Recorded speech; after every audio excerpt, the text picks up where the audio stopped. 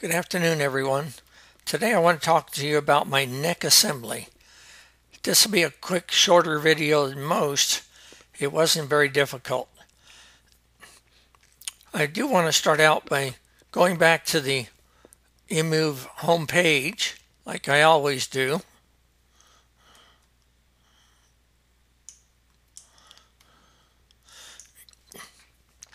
And normally from here I would take you until you go build your own index and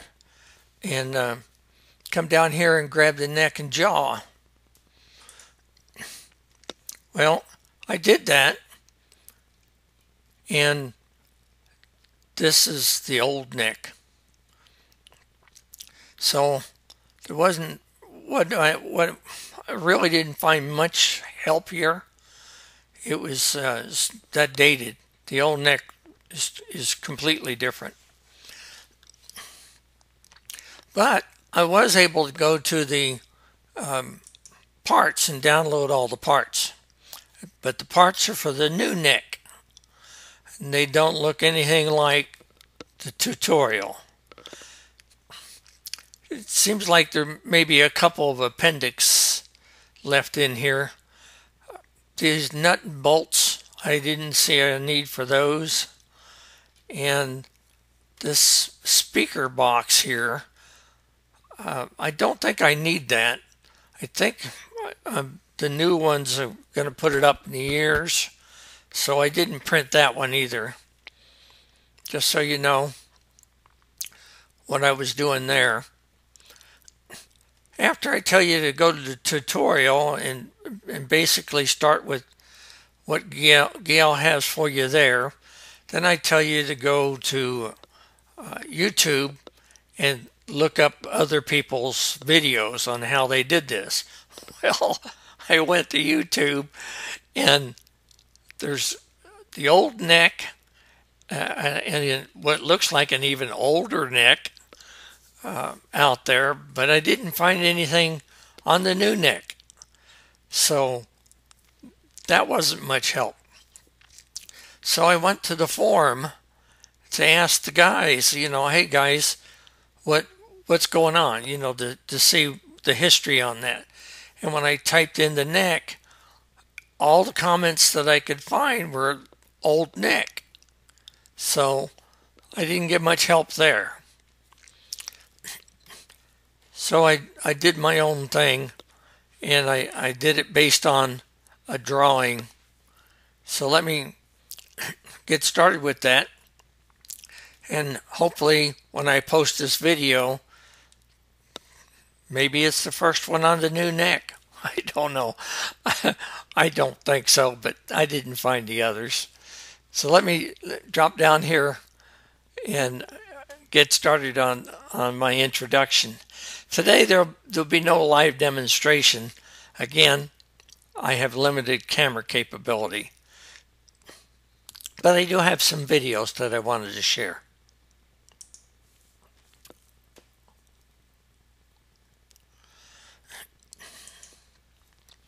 So this is what everybody comes to see.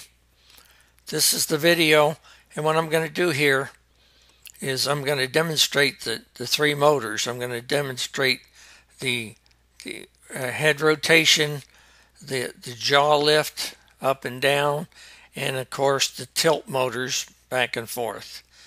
So you'll see that happen. I probably will pause at a certain point to make note of something.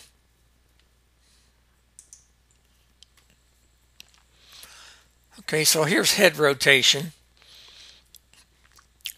And now you, of course, always start out with everything on a low speed and ready in case something goes wrong. Then when I gain a little confidence, you'll see here that I put it in the auto swing mode, and I just let it swing back and forth.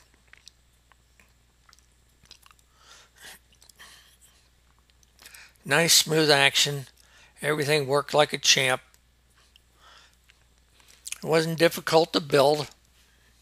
I think the most difficult thing to build was putting the servo motor in. And here you see I'm dropping the jaw, lifting and dropping the jaw. Again, things are going slow. Now, watch right here, this cylinder, this gear here seems to be moving with it. Okay, this is the one that's actually running, but this one appears to be moving.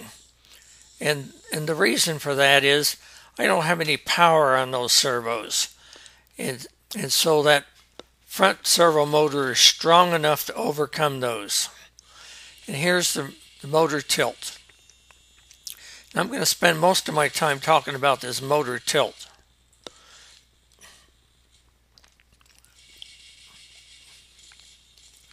Everything's leveled off and settled in now and done.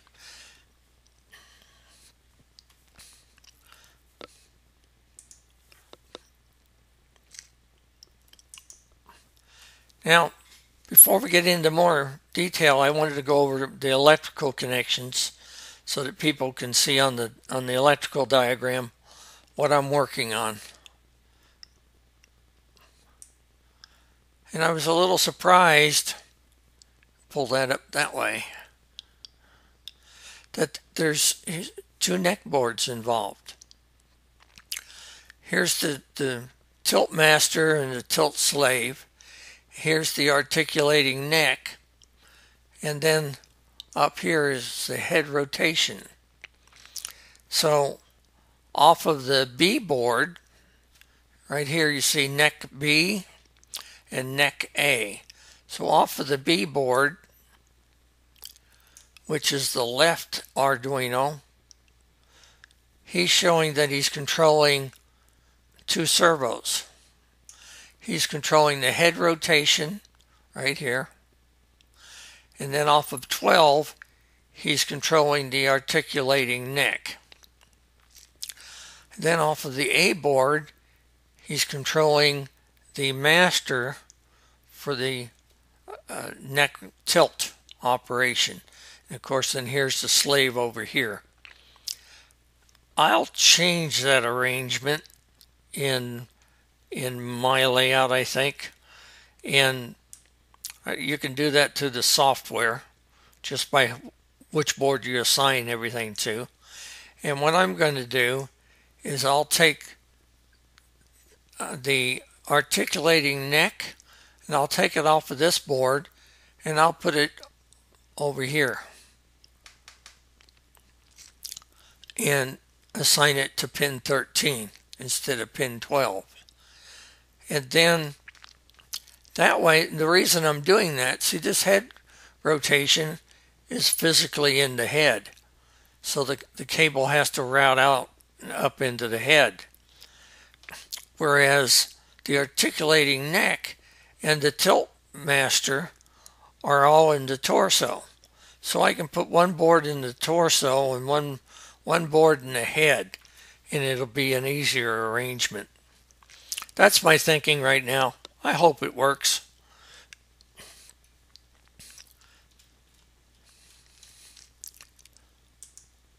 This is basically what I followed to build this whole neck assembly. Like I was telling you, it wasn't difficult to build. All the parts are laid out for you, named, and placed in the right order. Beautiful diagram to work from. So I worked off of these 3 diagrams here and built the whole thing. Didn't have much difficulty at all.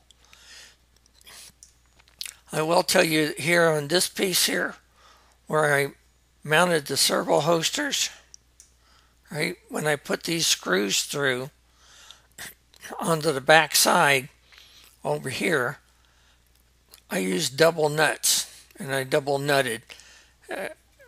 I did that because I didn't want to buy a couple of 3mm locking nuts. So I used the double nut trick where you run your first nut up until it's just a little slop so that it's free to move with no friction. Then you run your second nut in and you lock one nut against the other, and it forms like a lock nut by doing that. The torque against each other forms a lock nut. And I did that and left everything free, and I'm not worried about a nut falling off or coming loose. So that worked out good for me. Everything printed up nice, no difficulties with the prints. So here's a good still picture of what I've been working on. And I'll go into a little more detail here because this is where I can explain to you the difficulties that I came in with.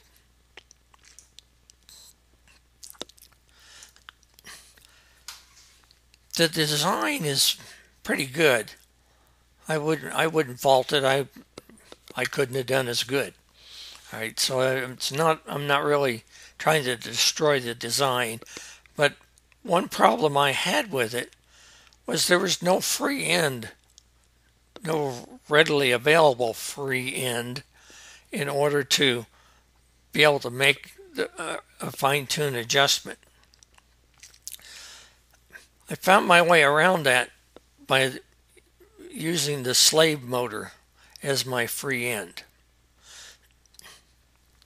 So I played with the master side. I kept playing with the master side because you got that hole that has to be aligned up here. I put that pin in, and then I dropped the piston down to where I could see where it was beginning to align. And of course, then the square peg that it has to drop down on wasn't aligned. So I'd swing it over out of the way, take that square, take the servo base off again, and twist it till that square peg looked like it was beginning to align. Drop it back on. Then I kept playing that game until I got something that worked. And of course, I had to watch that this was level as I was making that adjustment. That was the goal, was to get this long enough to sit down here on the shaft and hold this level. Once I did that, of course, then I had to take it apart again, put that screw into the top of that servo. This is one case where you really want those screws in place. If you don't, that base tends to come off from the torque of the servo motor running. It wants to pull that off the shaft. So make sure you lock that base down with that screw that comes with the servo. Then when I went to this side, I used a slightly different approach.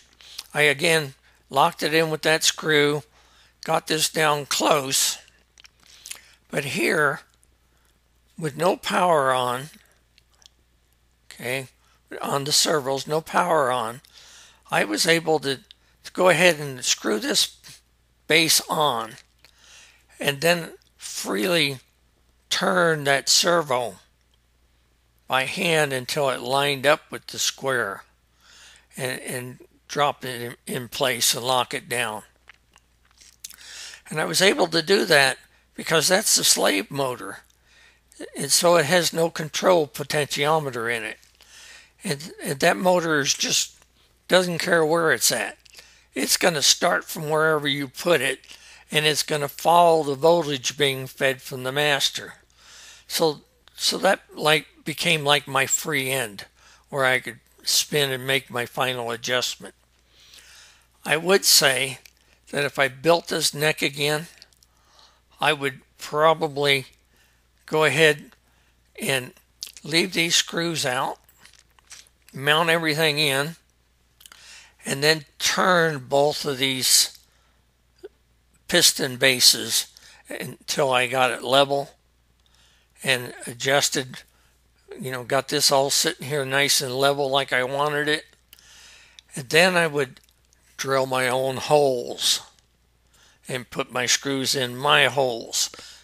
To me, that would be a much easier approach than trying to keep his holes aligned. Just maybe that would work. Somebody might want to consider doing that. It might be the easiest way to do it. But I got it done. It's doable, and it's working fine. Now let's talk a little bit about this master-slave arrangement here. This was a quick test. Once I had my master-slave modifications made, I put them on the bench, hooked them up to a servo tester, and then ran the master. And you can see here I just put temporary fixtures on them, and I blackened one tip. And the idea there was to make it easy for me to see direction. So I watched that the master was maybe going clockwise, and as I turned it clockwise, I watched that the slave was turning counterclockwise. Then I knew I had my wires reversed like they need to be.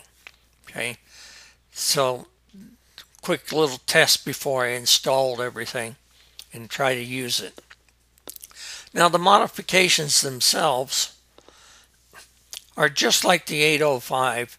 If you've done the shoulder or the elbow or anything like that yet, then you've seen the videos and the references in the tutorial, the YouTube videos. Go take that 805, you open it up, you cut the little tab off, you take the potentiometer out and route the wires. These should do the same thing. So if you follow that video, you can do the same thing on this little servo here. The only thing is, it's miniature, which means it's a little clumsier to work with. So here you can see I've got it disassembled. And when I disassembled it, here was the pin, and this is what I thought were the stops. So I went in and I nicked those off and I put it all back together, and it still only did 180. It stopped. Wouldn't continue to turn. So I went back in and I studied this. I turned it by hand, which I should have done the first time, right? I turned the shaft by hand and watched this pin. This pin actually never sees these. This pin hits physically on this gear here and rolls around and physically hits the same gear on the opposite side. That's what's stopping it. So I blow it all up to give you a nice easy look at that pin. Pair of needle nose, grab that, it pulls right out. Very little problem pulling that out at all. Just pull it out, and then you got a freewheeling motor.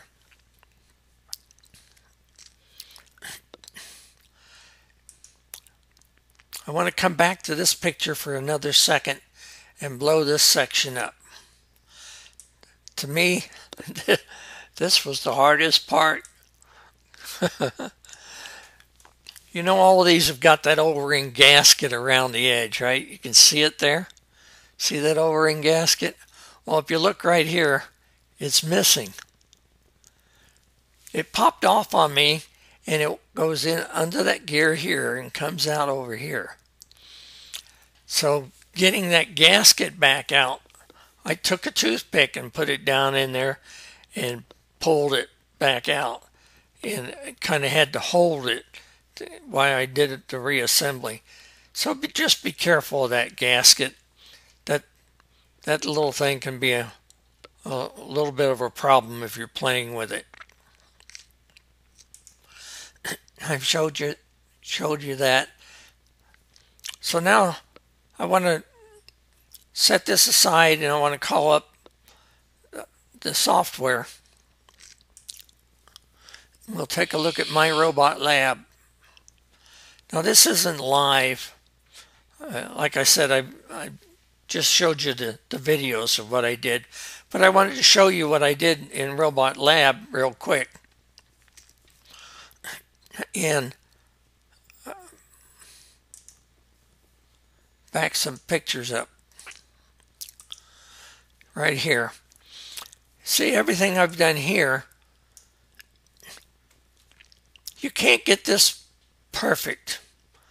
The gears are not very fine. They're coarse gear, so you don't get that fine-tuned alignment that you would like, but you get close. Okay, get it as close as you can using the physical alignment. So I got these two as close as I could to flat. I got the head rotation with the head facing as close to forward as I could get it. Again, those gears are coarse. They're not a real fine gear. So you don't always get what you're wanting, right? And the same is true on the piston gear for the nod motion, right? The up-down motion. You get them as close as you can get it. Well, once I got it all as close as I could get it, then I came in here.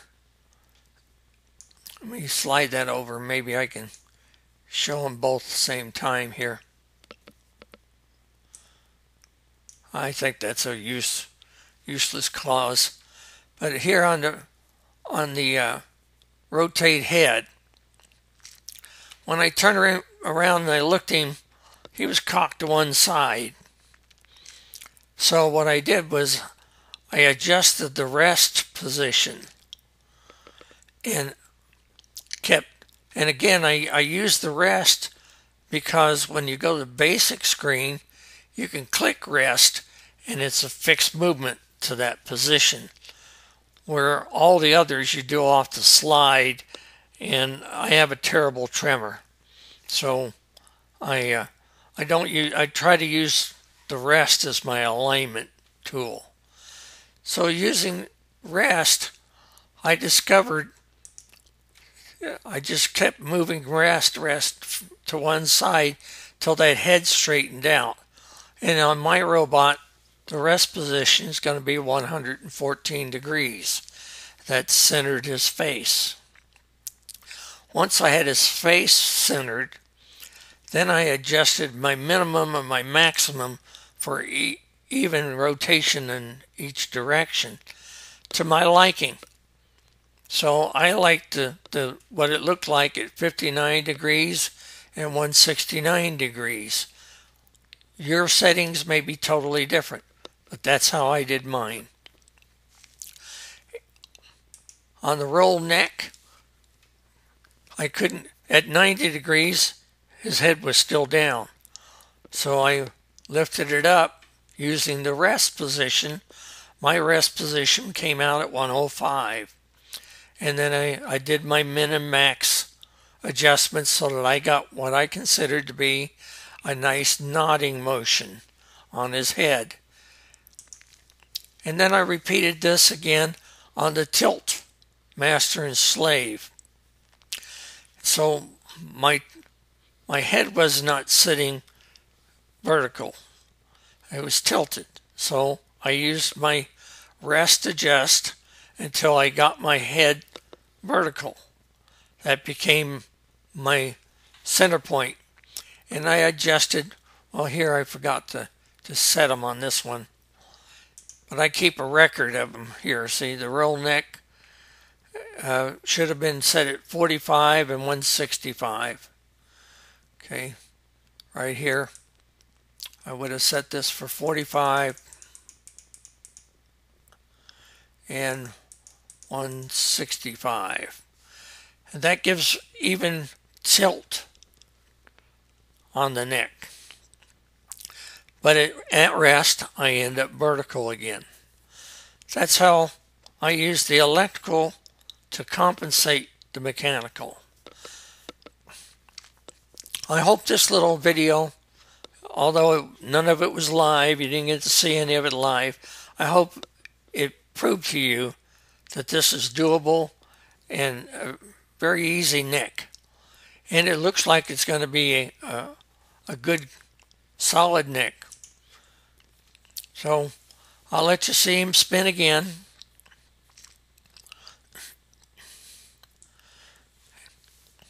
And I was pointing out to you earlier how the tilt motors were moving back and forth when I was doing the nod of the head. I know that when I get ready to use the robot, I can keep power on those servos, the tilt servos, and then the nodding motion won't overpower those two pistons. Okay, guys, I hope you enjoyed this. I'll leave it with you. Have a good day. Bye-bye. Hey, guys, I went back to review my video before posting it, and I left out a couple of things I really wanted to point out to you. So I'm doing a little clip right here at the end just to add them back in so you can see what I missed the first time. And I want to state the obvious for you here. Right? The master servo, this servo, and this servo, they all need to be set midpoint. When you put those servos in and you attach everything, you want to make sure that you're maintaining that midpoint on your servo so that you get action up, action down, action left, right, right? Like I said, stating the obvious. Just wanted to make sure you saw it so you got that, oh yeah, let's not forget that, right? And then the second thing I wanted to point out was on my modification of this Tilt Master. On the 805 demos, you'll see them. They tell you, take a file and enlarge that hole and pull all your wires out the same hole, screw the cap back on. Well, I looked at doing that here, but this blue portion of the case, that's metal. And I really didn't want to file on that, and I just, it's so tiny to begin with that I really didn't want to mess with it. So I discovered that the cap that you screw back on is plastic. So using the seat of my pants as a guideline, I guesstimated where I thought the holes ought to go, and I drilled 2 holes in the cover, ran my wires to the holes, and then tacked them onto the motor leads on the board and screwed the assembly back together. So you can see here that my power leads over for my slave are coming out of maybe an unexpected spot.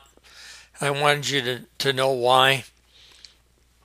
And that was a much easier fix for me, trying to get those wires in that small servo casing. I'll Wi-Fi'd it. All right, guys, that's the only corrections I found.